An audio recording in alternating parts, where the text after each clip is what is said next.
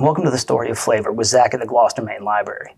Thank you for joining us today for the first episode of our new cooking show, The Story of Flavor. Our goal is to provide simple, easy recipes for families as well as ones parents can make with their kids. Before starting, I just want to say I'm not a trained chef. I worked in restaurants in high school and college.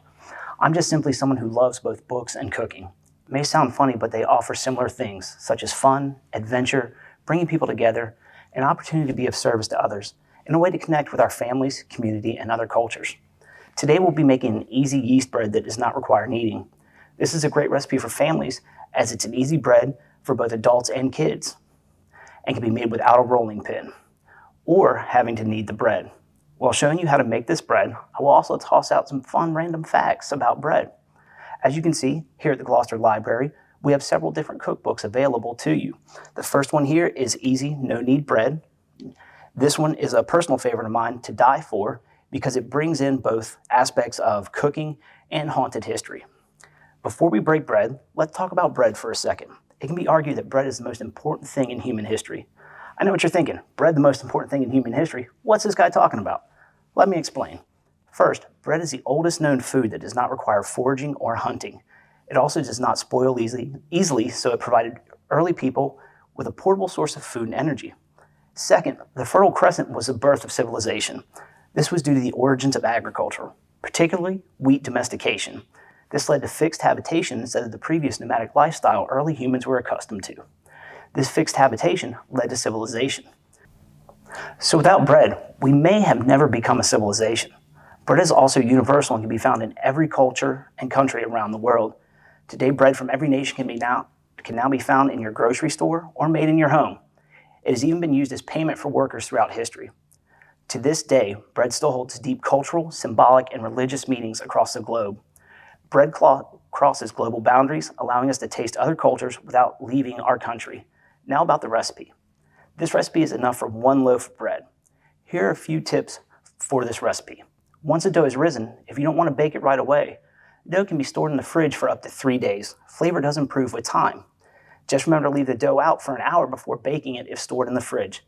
The ideal time to leave it in the fridge is about 8 to 12 hours before baking. You can always make the dough in the morning, bake that night, or make it night and bake it the next morning.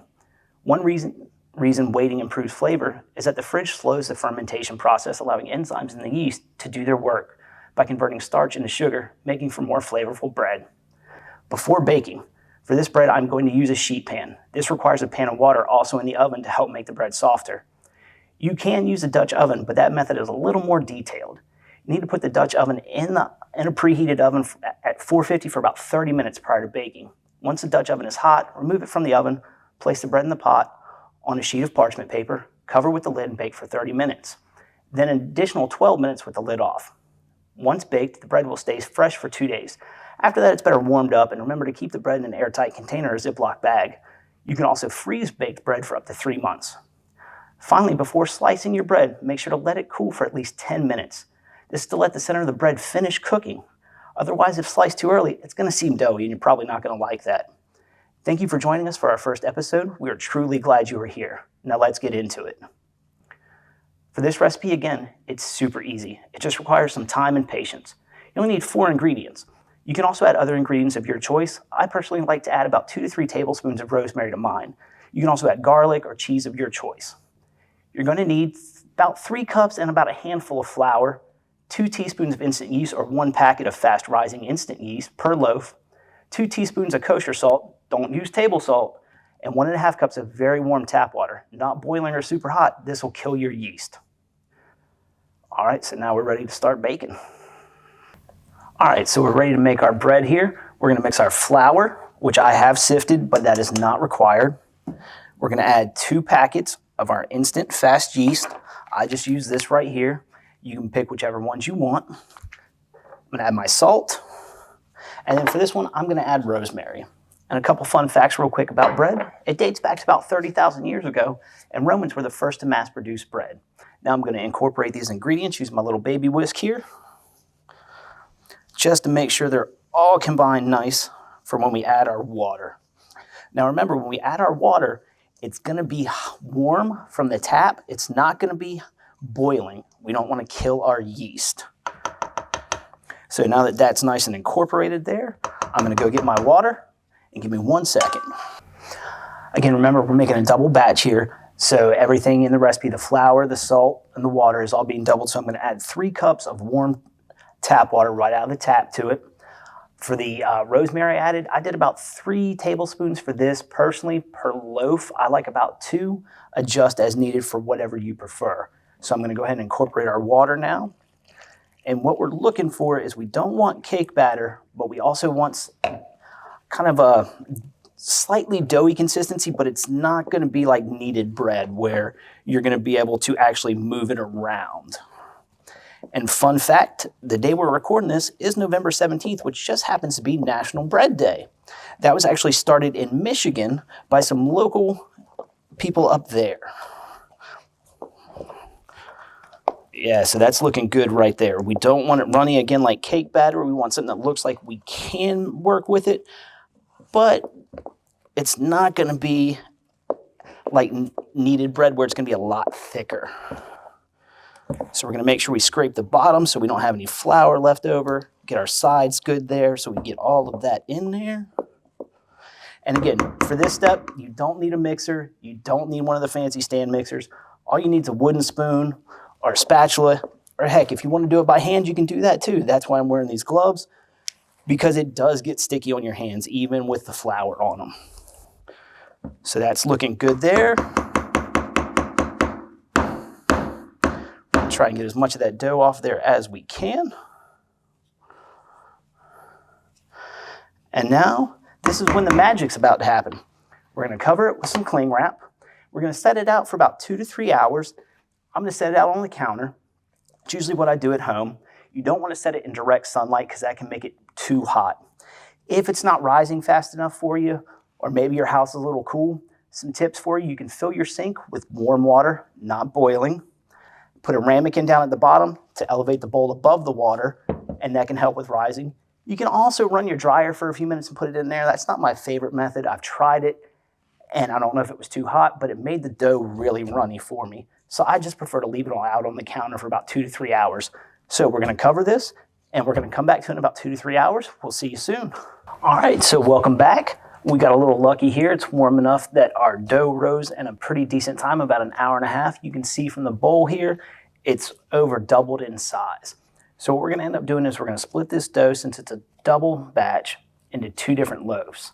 However, since our ovens are a little bit small, we're going to just cook 1 loaf at a time, because again, we're not using the Dutch oven method. We're going to add a pan of water, which I've put into a pie pan in our convection oven here, so that way it helps our bread stay nice and moist, and we get a little extra lift out of it. Again, if you're using the Dutch oven method, you don't have to do that. But again, you have to preheat that Dutch oven for about 30 minutes at 450 prior to putting your bread into the Dutch oven. So we're going to start with about a handful of flour here on the table.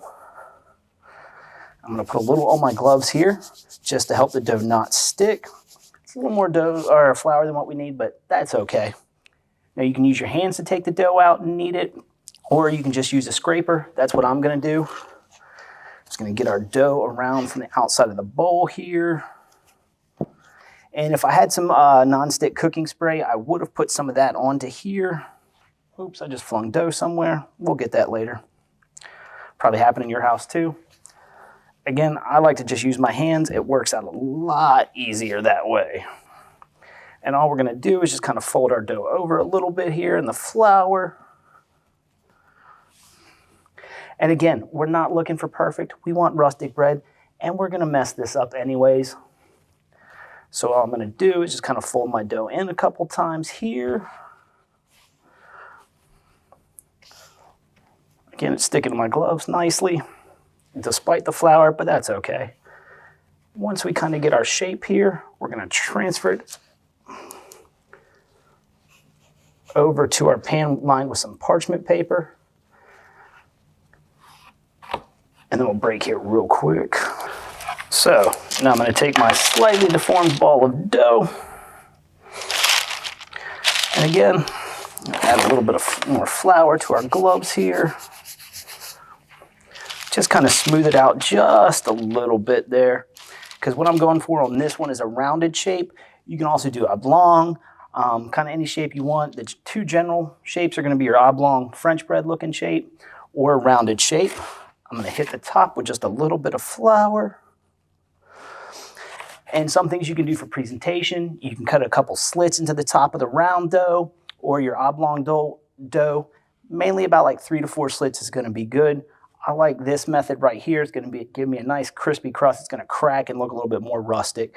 And what we're going to do is we're going to throw that into our preheated oven at 450 for about 40 minutes. I'm going to check it at 30 just to be on the safe side. What you're looking for is that nice golden brown crust, and I just heard my oven's preheated. So we're going to throw that in, and we'll see you in about 30, 40 minutes here. Thank you. So while we're waiting for our other bread to rise, I went ahead and made a loaf ahead of time so you could see what it looks like so you didn't have to wait. Because if you're like me, when it comes to fresh baked bread, I want to get right into it. That's just me. But this is what we're looking for, a rustic style bread. You're going to see the cracks. That's okay. This bread's not going to be perfect, and that's part of the beauty of it. It's rustic bread. So as you can see, we got a nice golden brown on top. What I did once it was done, I brushed a little butter on top just to help make the crust a little bit softer and also for a little bit of extra color. And you're going to see this is what it's going to look like on the inside. You're going to be able to see our little flakes of rosemary in there. It just adds a really great flavor to the bread for me. And so what we're going to do now is we're going to cut us off a piece here. Get a nice thick piece of bread. Because why eat thin pieces of bread? Doesn't make sense to me. Now for this bread, you can slather it with whatever you like.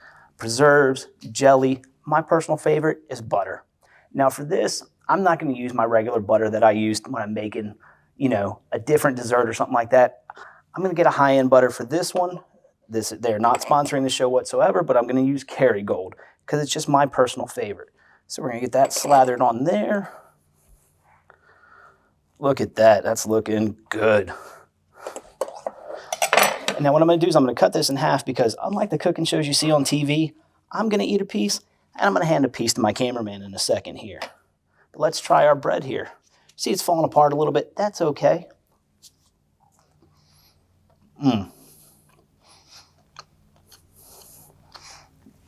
That is good. You get the rosemary, you get a little bit of saltiness from the butter, and it makes me happy. And I hope it makes you happy when you make it at home. And so here I'm going to hand my cameraman a slice. Because again, unlike the regular cooking shows, we want to share with him. And that's our bread done, ready to enjoy. I hope you and your family had fun making this recipe and that you really enjoy it as much as I do.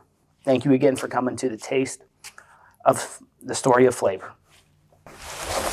Hello and welcome to the Story of Flavor with Mr. Clean at the Gloucester Main Library. Hello and welcome to the Story of Flavor with Jason Statham if you ordered him off of wish.com at the Gloucester Main Library. Rolling pins? We don't need no stinking rolling pins.